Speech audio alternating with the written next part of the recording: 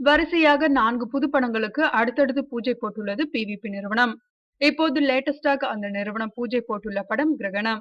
அறிமுக இயக்குனர் இளன் இயக்கும் இந்த படத்தின் கதாநாயகனாக கிருஷ்ணா நடிக்கிறார். புதுமுகம் நந்தினி கதாநாயகியாக அறிமுகமாகிறார். கருணாஸ், கருணாகரன், கயல் சந்திரன் ஆகியோர் முக்கியமான கதாபாத்திரத்தில் நடிக்கிறார்கள்.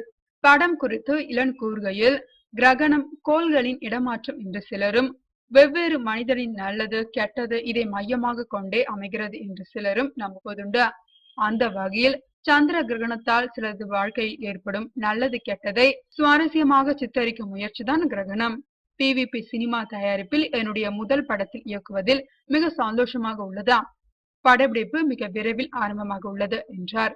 முழுக்க முழுக்க இளைஞர்களை கொண்டுள்ளது கிரகணம் படக்குழு. ஸ்ரீ சரவணன் ஒளிப்பதிவாளராக பணியாற்றுகிறார். சுந்தரமூர்த்தி இசையமைப்பாளராகிறார். இன்று ஏவிஎம்மில் நடந்த படத்தின் பூஜையில் படக்குழுவினருடன் இயக்குனர் விஷ்ணுவர்தன், நடிகர் பாபி சிம்ஹா, தயாரிப்பாளர் ஞானவேல் ராஜா, சிவா, தனச்செழியன், சி.வி. குமார் உள்ளிட்டோர் கலந்து கொண்டனர்.